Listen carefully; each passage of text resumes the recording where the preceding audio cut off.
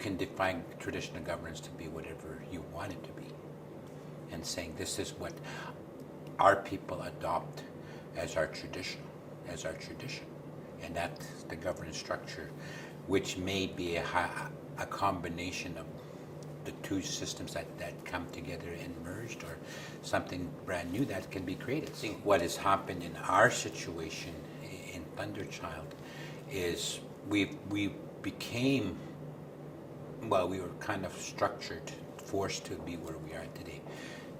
Except here's the reserve, here's the boundaries of that reserve, and govern yourself within that. And so, but when they first gave it to us, they said, well, it wasn't actually our rules, our laws, our jurisdiction. It was here's something, here's policy that the government has.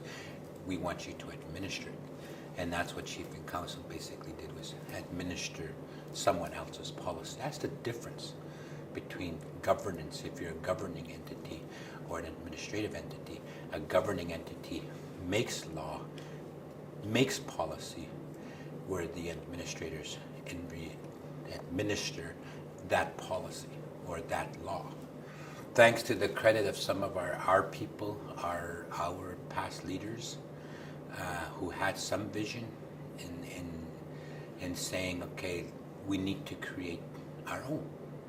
In the Indian Act, there's a certain section that allows you to have your own. You have a choice. You can elect your chief and council through the Indian Affairs model, or you can use a traditional approach. So in ThunderChild we did that, but we took it a step further, and we actually developed our own constitution for our community, for our I guess band, and applied only within the jurisdictions of the lands that we own. So through that process, we developed the constitution, and our membership endorsed our constitution. We have also, since there was 2 acts that now hinge on that, actually there's 3 now, but at the beginning there was the Election Act. As I said, that was the loophole created, and then they came along and said, with Bill C-31, they came along and said, well, now we want you to develop your own code for your membership. So they opened another doorway.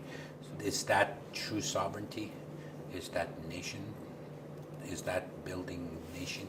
I think we have, but what concerns me is that where it came from, that loophole, which comes from the Indian Acts, and ultimately it could fall under the Indian Act jurisdiction, which is Canadian law.